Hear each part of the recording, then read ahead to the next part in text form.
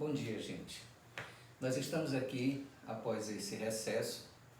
Todos vocês sabem que todas as escolas do país, através de decreto federal, estadual e municipal, tiveram que suspender as suas atividades em função desta pandemia do coronavírus 19.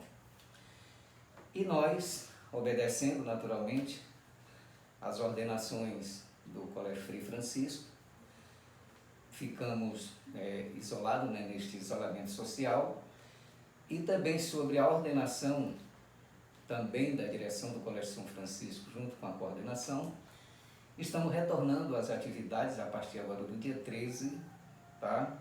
E de forma especial a nossa biologia, nós vamos iniciar com Bioquímica Celular 2, tá? Lembrando a vocês que nós estamos obedecendo rigorosamente o nosso livrinho do Sistema Avançado de Ensino, SAI. Já tivemos no primeiro momento aulas sobre a origem da biologia, o estudo da biologia, perdão, Bioquímica Celular 1, Fundamentos da Ecologia e Fluxo de Matéria e Energia. Então, esses 4 módulos iniciais nós já vimos no mês de fevereiro e meados de março. E nós vamos reiniciar com a Bioquímica Celular 2, tá? Vocês abrem o livro aí na página 517, correto? Onde nós vamos falar da Bioquímica Celular 2. Só recapitulando, no primeiro momento, nós falamos da Bioquímica Celular 1, que tratava especialmente dos componentes estruturais inorgânicos do ser vivo, tá? Falamos da água, da sua importância, da contribuição que a água dá para todas as atividades e metabolismo do nosso corpo. Falamos também dos elementos ou dos componentes inorgânicos, os minerais. E agora, neste segundo momento, nós vamos falar da Bioquímica Celular 2, aonde nós vamos aqui enfatizar alguns componentes orgânicos. Então vejamos, qual seria, por exemplo, a diferença entre compostos inorgânicos e compostos orgânicos? Certamente que vocês já sabem, né, daqueles tão famosos champions, daqueles elementos que compõem essa estrutura da unidade viva. Então, aqui na Bioquímica Celular 2, nós vamos falar especificamente dos ácidos nucleicos, das proteínas e das vitaminas, tá? Com relação aos ácidos nucleicos, gente. Antes, porém, o que caracteriza um componente orgânico? Todos vocês sabem lá da bioquímica, com o professor Edmar, que o que caracteriza um componente orgânico é exatamente a presença do elemento carbono. Então, esse carbono presente, ele já diferencia qualquer composto de um inorgânico. Então, ele passa a ter nomenclatura orgânica. Muito bem. Onde é que nós encontramos os ácidos nucleicos? Que tipo de ácido nucleico nós temos nos seres vivos? Então, nós temos basicamente esses 2 componentes orgânicos, ácidos nucleicos, DNA e RNA. Vamos já ver como é que é a sua estrutura, a sua composição e saber diferenciá-lo, ok? Mas aonde verdadeiramente, no componente celular, ou na estrutura da unidade celular, onde é que nós vamos encontrar este componente orgânico? Então veja aqui essa célula, e nós sabemos que nós temos basicamente 2 tipos de célula, não é isso? Então nós temos as células procarióticas, são essas células simples, são células, digamos, que não apresentam organelas, elas não apresentam sim organela, com exceção, por exemplo, do núcleo. Então, estas células chamadas procarióticas, ou os procariontes, eles são desprovidos de núcleo. Então, o material genético, que é exatamente o ácido nucleico, ele vai ficar difuso, tá certo? Nas células eucariontes, que são células mais complexas, nós temos o núcleo. E é neste núcleo aonde nós vamos encontrar este filamento, este cordão, que nós chamamos de cromossomo, que nada mais é do que o nosso DNA, tá certo? E o DNA, ele é o nosso ácido nucleico, o nosso componente orgânico. Então, são encontrados em todos os organismos vivos, tá? A nível do núcleo, nos eucariontes e nos procariontes, difuso em todo o seu citoplasma. Muito bem. Qual é a função desse ácido nucleico, gente? O ácido nucleico, todos nós sabemos que é o nosso material genético, são os nossos genes, é a base, digamos, do princípio evolutivo de todas as espécies. Então, a função primária, podemos dizer assim, é exatamente manter o caráter evolutivo, ser responsável, inclusive, pelo caráter evolutivo e conferir todas as informações repassadas de geração a geração, que seria a hereditariedade, tá? Esse ácido nucleico, como eu já disse, ele também tem como função a programação, a coordenação e fiscalização da síntese das proteínas, que também é outro componente orgânico. Essas proteínas, certamente, sendo programadas por o DNA, elas são, na verdade, o dispositivo, ou o elemento, ou composto, podemos dizer assim, responsável pelo metabolismo, pela síntese, pela catálise, por toda a transformação, por todo o processo fisiológico do nosso corpo. Certamente que ela sozinha assim não faz, mas ela é muito importante, ela é responsável, inclusive, pelas atividades de todos os seres vivos. Então nós temos dois ácidos nucleicos, o DNA e o RNA. O que difere um do outro? Quando a gente estuda a composição do ácido nucleico, tanto do RNA como do DNA, ele, na verdade, é um polímero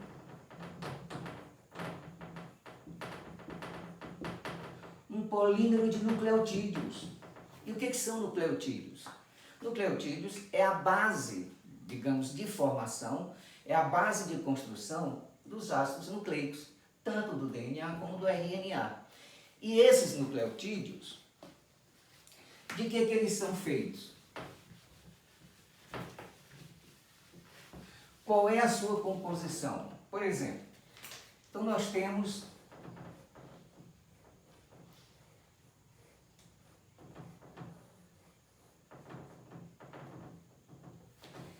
aqui este nucleotídeo. Este elemento base de formação dos ácidos nucleicos, ele é constituído por um grupamento fosfato, que é aqui simbolizado por este anel, no centro um açúcar e aqui uma base nitrogenada, tá?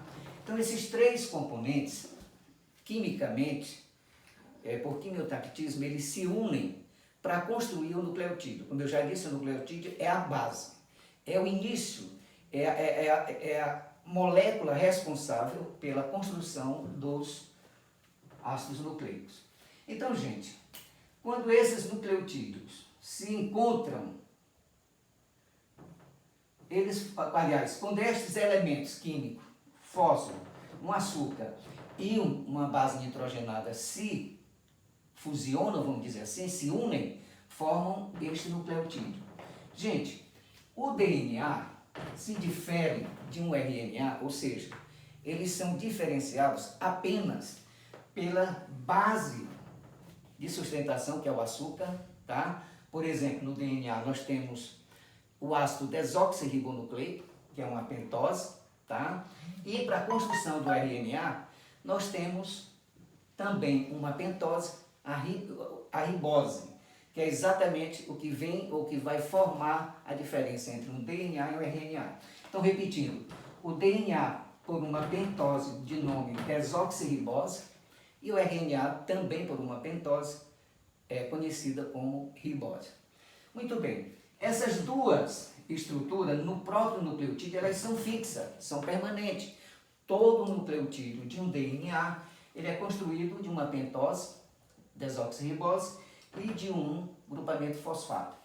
A base nitrogenada, ela é diversificada, tá? Então, esse componente, ou esta composição nitrogenada, ela se diferencia. Então, nós temos, por exemplo, construindo um DNA, nós temos 4. Nós temos a timina, a adenina, a guanina e a citosina. Tá? Essas 4 bases nitrogenadas constroem o DNA. O RNA, tá? A timina, ela é substituída pela uracila. Então vejam que esta combinação variada é que vai permitir a construção de um ácido nucleico. Vamos desenhar aqui, vamos ver o que o autor chama de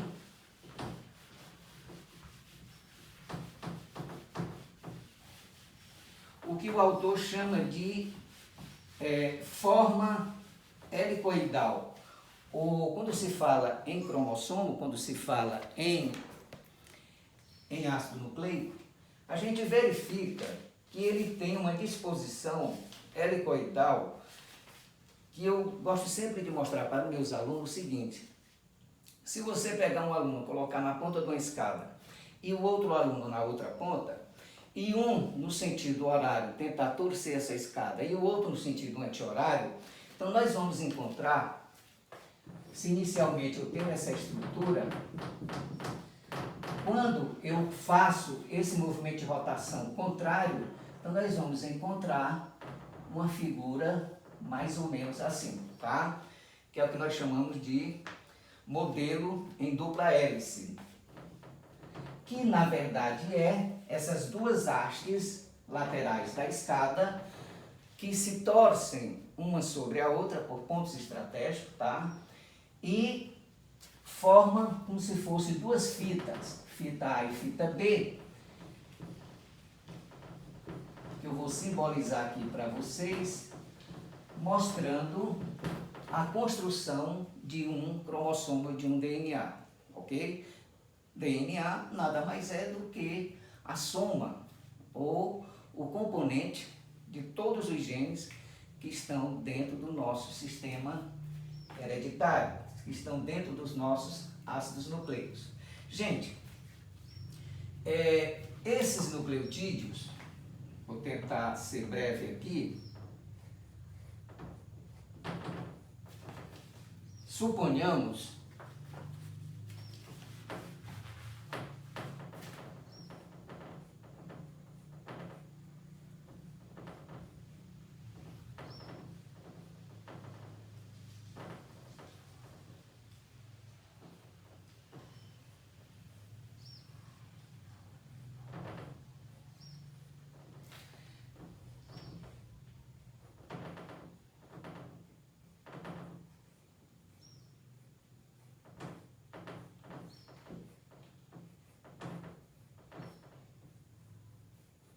Olha, se vocês observarem aqui, nós estamos tendo a construção hierárquica de formação de um cromossomo ligando-se às suas bases nitrogenadas. Por exemplo, a adenina com a timina, a guanina com a citosina. Mostrando uma informação a mais para vocês, é que estas ligações aqui, ela é feita, chamada de ligações executadas por pontes de hidrogênio iônica. Então, os hidrogênios, por quimiotactismo, esta base nitrogenada tem atração quimiostática com a timina e elas se unem por pontes bivalentes de hidrogênio, enquanto que a guanina e a citosina são por 3 pontes de hidrogênio iônica, chamadas de pontes trivalentes, ok? Então, esta combinação, ela não acontece por acaso. Como eu já disse, existe, por exemplo, num cromossomo total ou numa proteína X, se tiver 500 adenina, tem necessariamente que ter 500 timina, porque elas se ligam especificamente. Então existe uma especificidade entre essas bases. Atração. Da mesma forma, a guanina com a citosina. E isto é feito programaticamente, tá? Nós vamos já falar nos códons, que é uma trinca de 3 sequências de nucleotídeos que vão construir um códon que determina um fator, um gene que vai levar uma informação de uma célula para outra. Muito bem. Então, simbolicamente, suponhamos que aqui seja a haste desta escada. Nós chamamos fita A e fita B. Vejam que o fósforo, o grupamento fosfato, que ele faz parte deste nucleotídeo, ele se liga, tá? Cada fósforo, grupamento fosfato, ele se liga no carbono 5º das pentoses e no carbono 3 das pentoses. Tanto é que os autores costumam sempre dizer o seguinte, que a construção de um determinado, de uma programação proteica, ela se fundamenta na ligação do grupamento fosfato na linha 5 e na linha 3.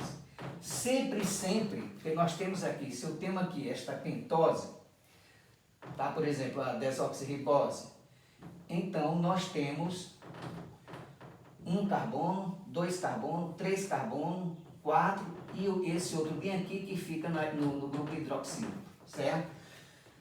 Carboxílico. Então são 1, 2, 3, 4, 5. Então este 5º carbono se liga ao grupamento fosfato de 1 e o terceiro carbono, 1, 2, 3, que é esse daqui, se liga ao fósforo do outro nucleotídeo. E isso, gente, vai construindo uma verdadeira haste, tá? Uma verdadeira sequência, tá? Por quê? No DNA, como ele é dupla hélice, ou seja, um DNA, ele apresenta essas duas fitas, seria literalmente uma escada. Já um RNA seria só isso, olha. É como se eu tirasse a outra haste e fica só uma. E para que serve o RNA? O DNA nós já sabemos que é o nosso código de informação, seria a programação de todas as nossas características, ou de toda a informação que a proteína precisa para desenvolver uma atividade de metabolismo. Tudo bem. Então vamos lá.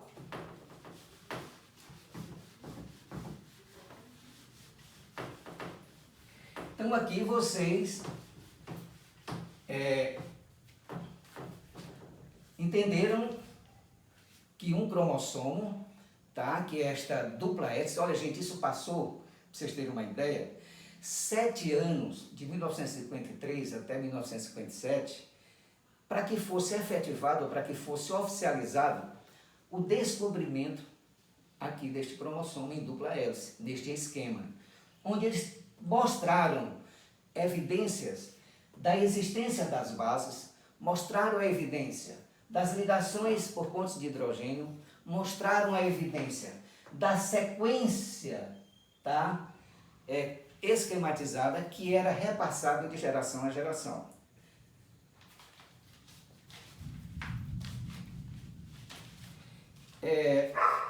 Para que torne mais efetivo a nossa aula, é importante, por exemplo, que a gente mostre. Só um instante, gente.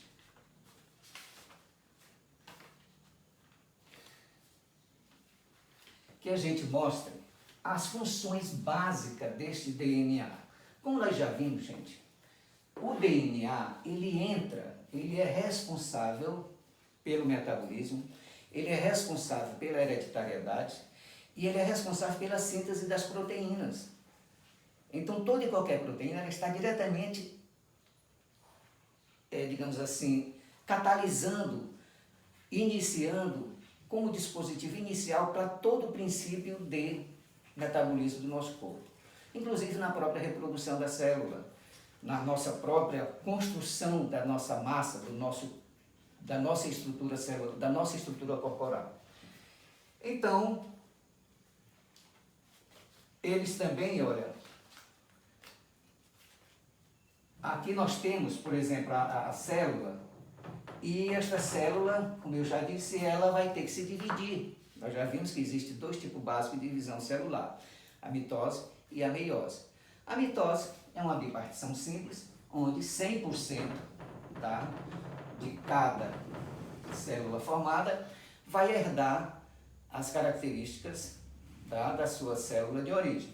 Na meiose, é bem verdade que na meiose nós vimos lá que ela passa por um processo diferente da mitose. Por exemplo, o princípio básico de uma meiose é que na fase da intérfase, onde a célula se prepara para se multiplicar, para se dividir, isso especificamente lá nas células reprodutoras, na gametogênese, tanto na espermatogênese como na ovogênese, na intérfase ela cresce e ela, neste crescimento celular, acontece, gente, a duplicação deste cromossomo.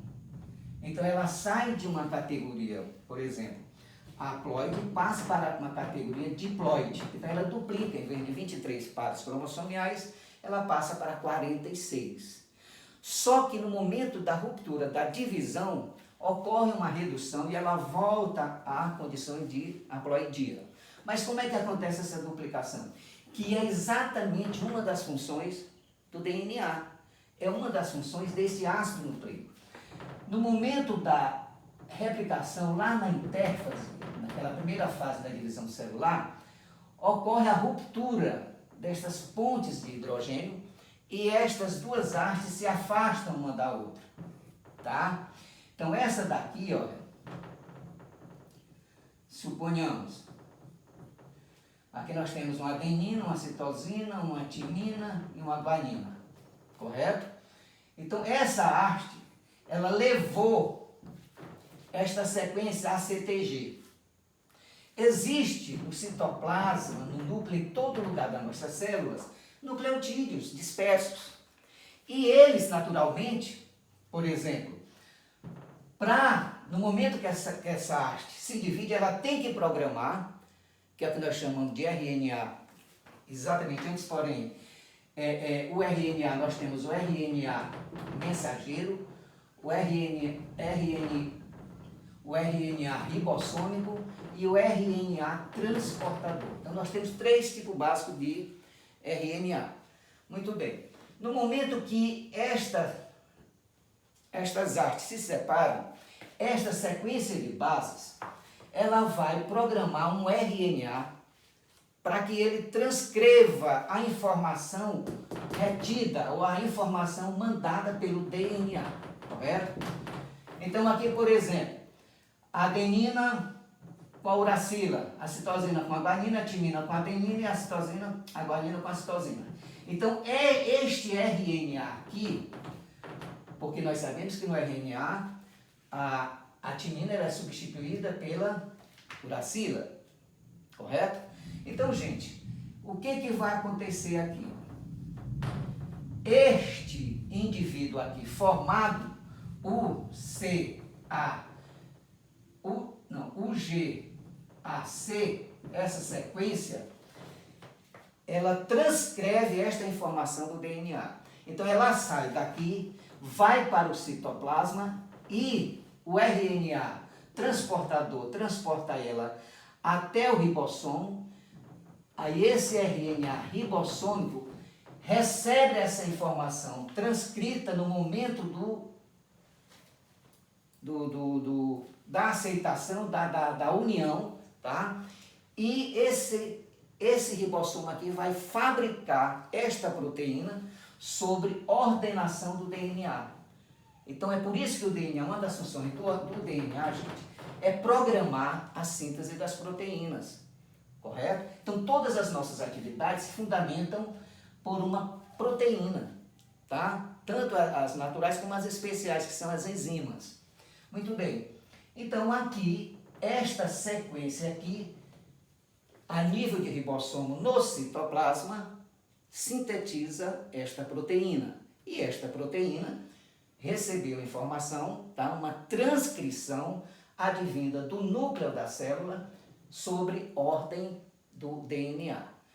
Feito isso, gente, essas hastes voltam a se juntar, porque aqui continua a timina, continua a guanina, a adenina e a citosina. Aí esse cromossomo novamente se junta e permanece. Ele não perde as suas funções, correto? E aqui esta proteína é formada e passa efetivamente para as informações futuras. Gente, basicamente era isso.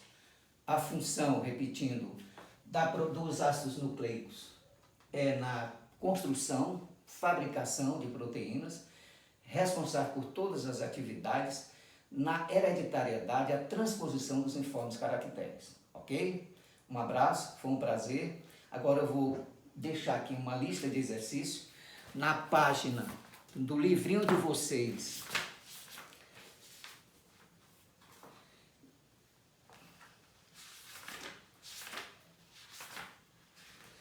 Onde tem desenvolvendo habilidades. Quero que vocês anotem ali. Página, isso não sai, tá? Página 529, tá? Questão de 1